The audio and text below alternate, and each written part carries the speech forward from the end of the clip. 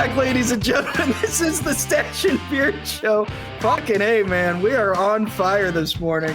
I'm Austin Pistulka. That right there is Alan Pilley. Oh! Oh! Golly! Oh, that was even better. Hot damn! Man, I shot the fucking camera down or whatever the light. Yeah. Damn, he's a good shot. That's from 2,000 miles away. I am a shitty shot. Are you really? Shot. I'll go shooting with Joe, and so I just told this story the other day to somebody. I'll go and he'll put it about 10 yards down because he's all about like, hey, like self-defense type of thing. Sure. These things happen about 10 yards out and closer. And I'm just fucking shooting, dude. I couldn't tell you where my bullets are going. I don't know what the fuck I'm shooting.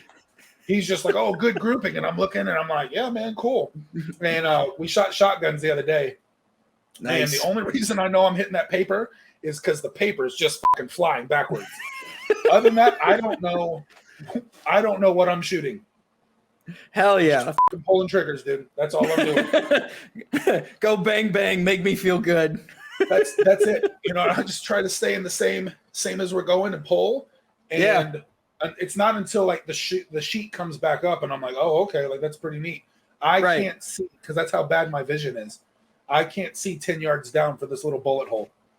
So that makes me so nervous to give you a gun. Dude, if we're in a life and death situation, guys 30 yards out, we're fucked. You're gonna miss.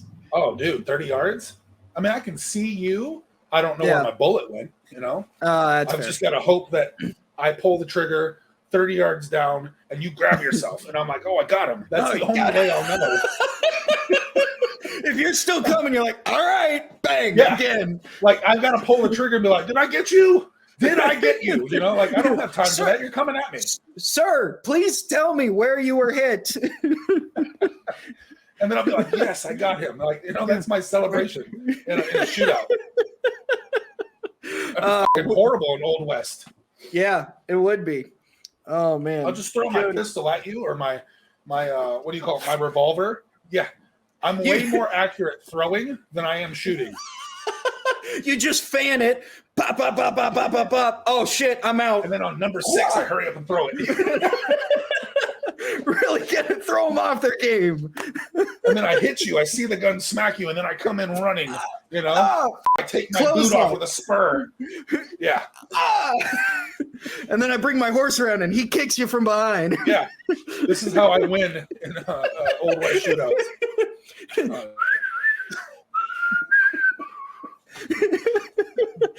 Jody, what did you add down here? I'm safe to bring it up? Oh, hey, it's the WPO. No, what is it?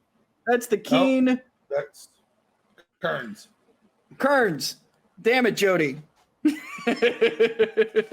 All right, so the reason why we're bringing up some photos of people lifting heavy shit is because the original plan for this segment is we were going to talk about a couple meets. One that happened a little bit ago and one that is upcoming later this September. We'll start off with talking about the WPO, which you were at with a couple of your athletes. Ended up having 3 athletes there, right? We did out of CTX, 2 of which were Team Anderson, you know, sponsored. So it took a little while, but kind of finally held up to our end of the bargain when you know, the original sponsorship came through from Anderson for the team. So shout out to Team Anderson, shout out to CTX and Tara, Hyder, and Shelly. But it was one of those things like, you know, we were doing the meets, we're trying to get the qualifications, trying to put people into the WPO, and finally we were able to give 2/3 athletes, you know, out there on the platform. So it was a good weekend. So on the women's side, it was Shelly Cannon, and Tara Duncan. And then on the men's side, it was Hyder. I don't know his last name. Espinoza. Espinoza. I know his Instagram handle is at Splinter2K something.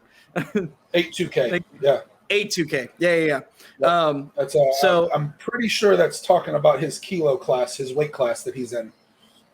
So I'm sure. And listen, I'm super happy that all of them made it there. I feel bad for Shelly. She ended up bombing out of the meet. Yeah, that's tough, man. When you get on that kind of stage and, you know, she worked so hard to get there. Tough to see that happen. Yeah, and for anybody who doesn't know, and I don't think she's talked about it. It wasn't a strength or a technique issue. It wasn't a world's biggest stage issue. She had a lot of other things going on. Let her talk about all that. But that was one of those instances where, you know, it wasn't anything like when we get out there and it's like, oh, my suit, my briefs. It wasn't the weights. It wasn't I couldn't do this. It wasn't I've never hit these weights before. It wasn't I'm so nervous. I've got people because she's been on some huge stages, man. Absolutely. Not just in powerlifting, but also in bodybuilding as well. Oh, she's been bodybuilding. She's been on the Olympia stage for powerlifting. She has been on, I want to say, magazine covers. Yeah. If not magazine ads for some big name supplement companies. She's talked to me before about some of her back when she used to do MMA. Pretty interesting story. She was on the team for Alistair Overeem. So she was part of the walkout, you know, when Alistair would come out. That was pretty neat. So that's awesome. This wasn't like, oh, you know, not saying this stage wasn't big, but she's been on some bigger stages. So just to let people know. I have a quick funny story about Shelly, and that's when Shelly first followed me on Instagram, she had been going to CTX for a little while and we had said hi, you know, pleasantries, all that sort of stuff. But when she followed me on Instagram, her Instagram photo is a silhouette. And I was in the car in line at Chick-fil-A with Liz. And I pull up my phone. I was like, oh, new follower. And I open it and it's this hot chick with 25,000 followers. And I'm like, oh, fuck. Liz, you got to watch out. There's some hot chicks following me now. Because I'm like, oh, I must be doing big shit in Orlando. And I was like, oh, it's Shelly. Okay, I know who this person is. We're friends. Okay, I don't know why this person otherwise would follow this weird mustached guy. That's funny. But I was like, oh gosh, there's a hot person following me. What do I do with this information? Why? This isn't how this normally works. Normally these are bots with like 3 followers trying to get me to click on their fake website. Well, it's funny. It's like Facebook is like, oh, you may, and I'm like, Facebook, no, come on, like. This person doesn't know me, and I don't know this person. Shut the fuck up, you know? Absolutely. Instagram's been doing it too. Since you follow, you may also want to follow. And I'm like, that's not even the same Instagram. Like, right. Exactly. Yeah. I forgot about that. She was on Stone Cold's Hidden Ranch, Skull Ranch. Yeah, she was on the Broken Skull Challenge? Yeah. I think that's what it was. Oh, fuck. Listen, we got to bring her on because it sounds like she's got a lot of stories from doing a whole lot of shit of what she's done in fitness, man. She's, pretty impressive. Yeah. So, then also Tara, she was able to finish the meet. So we put a total in, and that was, what it's tough. Because you get some people that want to go out there and they're like, this is where they want to put their best ever. And then sometimes what you have to do is it's a chess match, man. And what I mean by that is like, there's some of these people that come out swinging and swing. I'm just going to sit here and play the short game and I'm going to put a total in and I'm going to finish and maybe even place for the money. Type of thing. So I'll save my best ever later. I'm just going to let you go and bomb out or not do your best. And I'm just going to squeak by you and, type of thing. So this is one of those instances where she lasted past some some of the other girls that were competing and put a total up. She went 644, 391, and 402 squat bench dead. Good numbers. 1437 total. Yeah. And that put and her. That numbers probably put some decimals together. It may be higher or lower, but whatever. Sure. Yeah. But she got a total, which is something that, not everyone can say clearly at WPO. No, and she got a lot of hate afterwards. Got a lot of hate. Really? Got a lot of love, but she had a lot of hate. And I'm just like, so had to calm her down with that, What from, if you don't mind me asking, like, if it's her thing, then, we'll let her explain. Yeah, but a lot of it was for, some of it was numbers. Some of it was just getting there. She got the invite. Other people passed it up. And then it was like, okay, well, you passed up the invite, man. That's your fault. Right. You had it. You didn't take it. She got it. She took it. She went on and she put a total in. She placed. That's your fault. So a lot of that was calming her down for that, but a lot of good positive feedback and love that she got from being out there.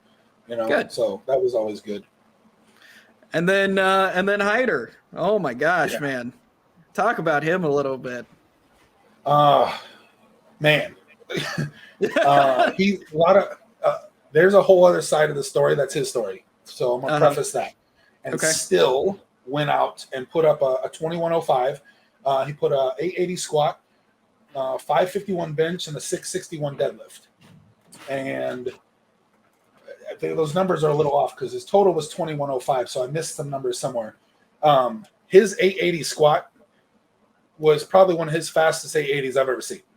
Yeah. And so he went right to 960, I think was the kilo call out. And he just beat my up call. And that was on his second attempt. So we took it on his third attempt. And I come back around. I'm like, guys, we got to wrap him earlier. Like we have seconds. And so we wrapped him earlier and still got timed on his third attempt. Man. So unfortunately, he was unable to take that attempt. But we did put an 880 in. 551 he took on his opener.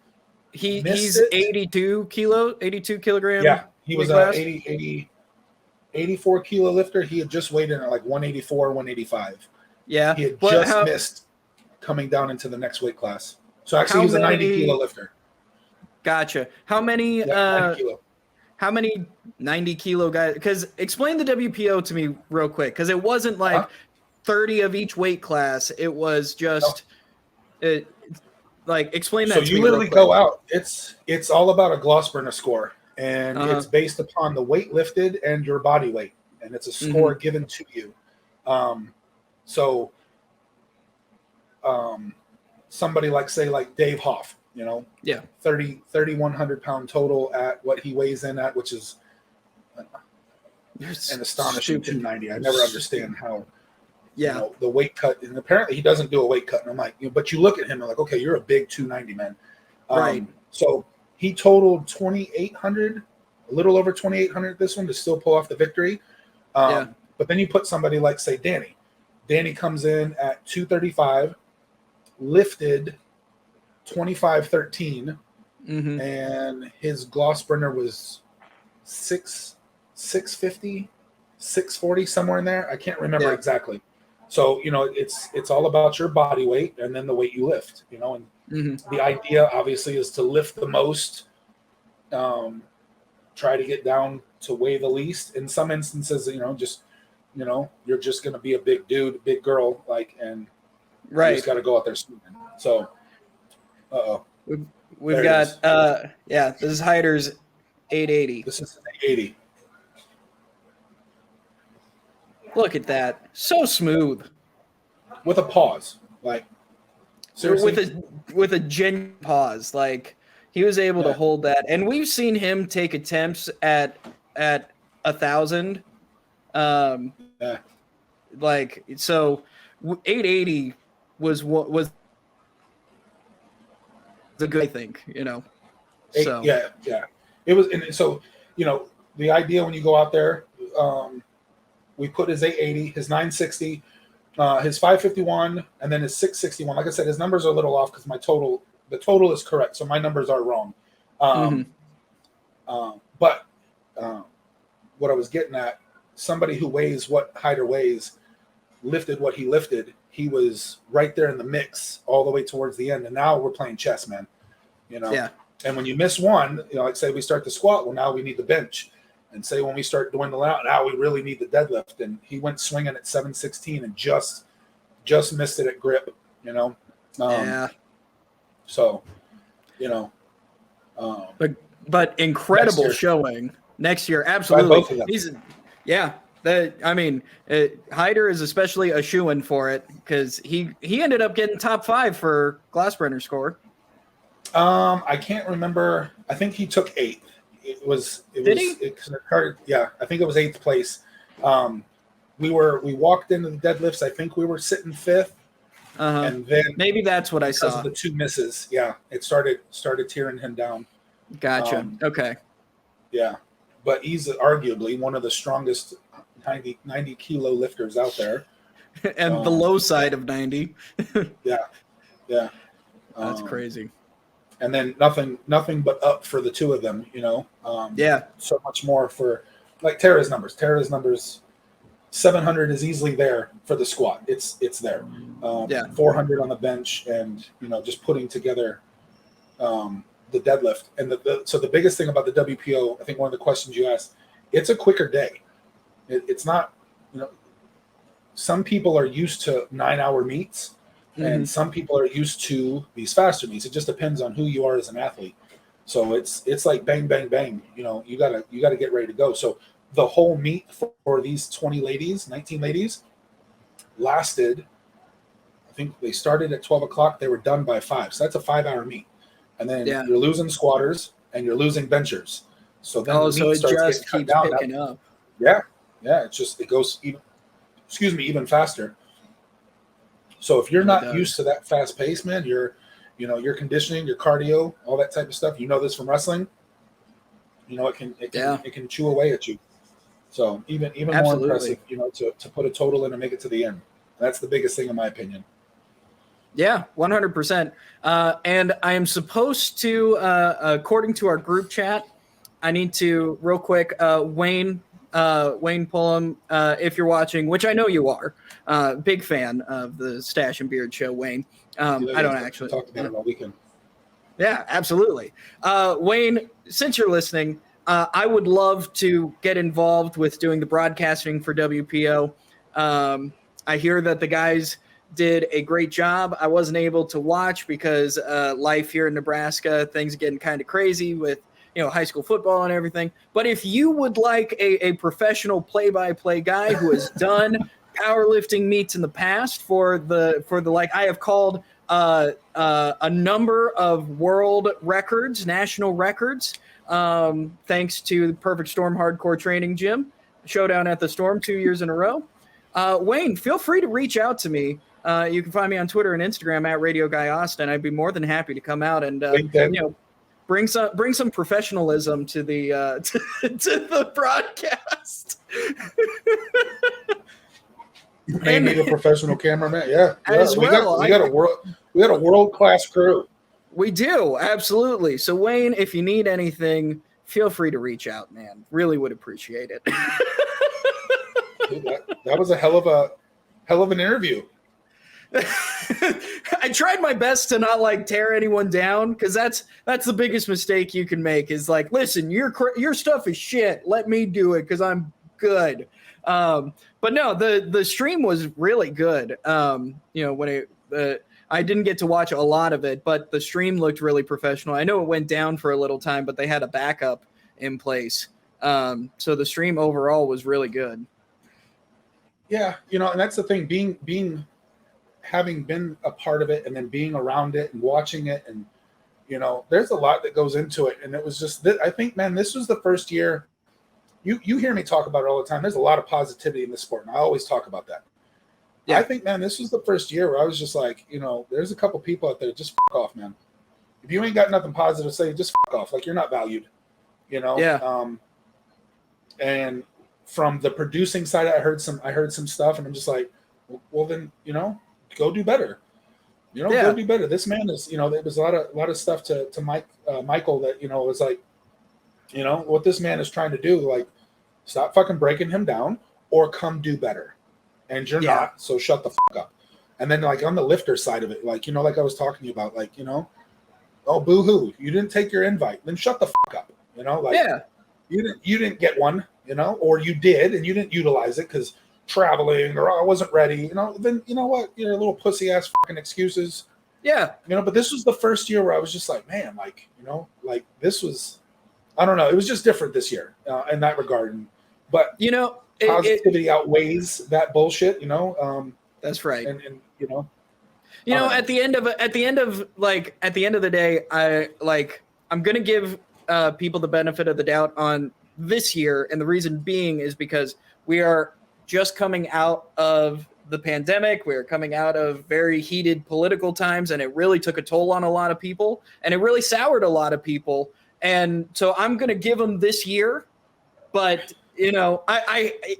that's just me trying to be forgiving. Yeah. It still pisses me off to I know no what end. you're trying to do. There's been meets outside of COVID. There's been meets outside of political changes. This, like I said, this is just, this was one of the first years where you just see the nitpicking, and I was just like, guys, like, I don't know, man. There's no room for it. Well, that is something that going to have it. Yeah, that is something I've noticed with a couple different things, and I don't know if we'll even get to we can talk about the meet that I'm going to next week. I'm going to the Showdown September 25th. It'll be a great time, but we can talk about that next week. Something that I've noticed about fan bases once they start to grow is that the biggest fan bases are often the most toxic. And what I'm pulling from, like, for example, Rick and Morty. When Rick and Morty first started as a cartoon and people started to like it and started to grow an audience, it was a very positive place. Same with like All Elite Wrestling. When AEW was had just started, it was a very positive place for fans to go. Critical Role, a Dungeons and Dragons podcast, which has now had a fan base that has supplied them millions upon millions of dollars to create a show based around this thing. It is now one of the most toxic fan bases of all time because they are so quick to nitpick, be negative, and all that sort of thing. And I think as we see powerlifting, whether it be geared, raw, whatever, start to grow, that's the problem that comes with being very popular, is we bring in people that are just shitty. Yeah, and like I agree. I'm gonna hit on two things here, and this is definitely very opinionated, and not everybody obviously is like me. When I started my moving company, people would ask me about Austin's movers or Jody's movers. I'm like, oh, they're great. Thanks for choosing me, though. I didn't put you guys down. Like y'all, they may have come to me like, oh, I'm really glad I went with you guys. Like, I used Austin last time, and Austin just fucking sucked. And I was like, oh, maybe Austin was just having a bad day, and but hey, thanks for choosing me. The second thing is like coming to my gym. When I first started it, I got a lot of the other gyms out there, and the only time that and anybody listen to me, any of my friends, please correct me. The only time you're gonna ever hear me shit talk the other gyms out there is when I finally had enough hearing about the shit talk about my gym and our people. Okay, like when I first started, like we weren't supposedly a real gym, we weren't a real crew, we weren't a real team, and I'm like, what the fuck, and who it was and who the gyms were and who was here. I was just like, I always had positive things to say about you, but that's me. That's how I chose to handle that. And then it wasn't until I just got sick and fucking tired of it, where then I started, popping off back at them, and I was like saying my 2 cents. Right. And so that's those two things. The third thing was supposed to be the second was in a sport, and I can't remember who's talked about this, in a sport such as powerlifting, which is already a small population, and then an even smaller geared population. Like, we need everything we can get moving forward. We don't necessarily have the room for toxicity, When you're trying to build this sport and you're trying to bring more and more money to these lifters and more notice towards this small niche of an already small niche, like there's no room for this toxicity. There's no need to talk about the production company. There's no need to talk about the lifters. You know what I'm saying? Like just fucking build everybody. And all it takes is that one person, you know, to start spreading it, but then it takes the bigger group to kind of put that fire out type of thing. Like I said, this was probably the first year since the WPO has been back since 2018, where I just really saw it was just like, man, this is, you know, just, I don't know, little more nitpicky, a little more, you know, shit. A little more catty almost, like, you know. Yeah, and like we don't need that, man. We need to build everybody up, you know. Absolutely. And that's the lifters. That's the Bob Merks that stay positive, the Anthony Oliveras that stay positive, you know, the positive feedback from Matt Manuth and Danny, you know, their rivalry / teammates, because they're teammates, you know, from the same crew of sponsorship from Overkill. You know what I'm saying? So, you know, it just takes us still banding together to put that bullshit out and just build this, you know. Anyway. Yeah, absolutely. That's my rant on that. Hey, it's a good rant. It's a very solid rant, and it's a rant that we're going to end real quick, on. just to lend to what you said, like, you know, you're joking around about your interview to Wayne. Like, you know how good you are. You didn't put nobody down. You know what I'm saying? You still spoke positively about them, and while still saying, hey, you know, like, you know, if you ever need anybody, here I am type of thing. I know it was a joke interview type of thing, you know, but, you know, at this point in time, they're like, hey, man, like, them guys were shit. I could do a much better, you know what I'm saying? But you took the high road, and that's what we need to do more of, you know. Anyway, absolutely, and I agree 100% with you, because I never want to be. I've been on the other side of that, where people have talked shit, and then you hear through the grapevine, and it's like, oh man, they were talking shit about you, and like, well, fuck them.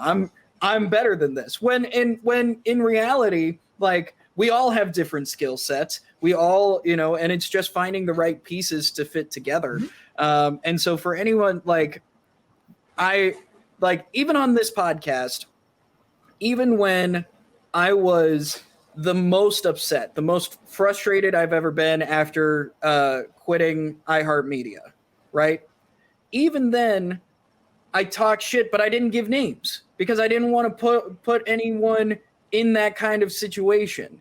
You know, even though it was the shittiest situation I've ever been in, I still felt I needed to take the high road, and not to, you know, blow smoke up my own ass, but like, I feel like we need more of that. Well, and so, like, you know, all I heard back in the day when we weren't a real gym. Oh, okay. So what's a real gym? Okay, well, then I'm going to build that. And we did that. You know what I mean? And coming back a little bit to, like, you know, to Tara's comments, you know, like, oh, she doesn't deserve to be there. Okay, well, let that fuel you. You know, go put a total up. You know what I'm saying? Yeah. Now go do better. Now go build. Right. Do it next year. Show them that you deserve to be there even more so. And the next year, and the next year. You know what I'm saying? But I'm also real big on taking whatever negativity from you, and I'll put a spin on that, whatever, you know, however I can to make it positive, just to fucking piss you off. Like I said, you know, oh, you don't think we're real? Oh, okay. Well, now we're gonna go be real, and now we're gonna be relevant. Now we're gonna be known, and now we're gonna win. You know, and we've been doing that. You know what I'm saying? Yeah. And that's just my favorite people, thing. Man, you know, who you're around.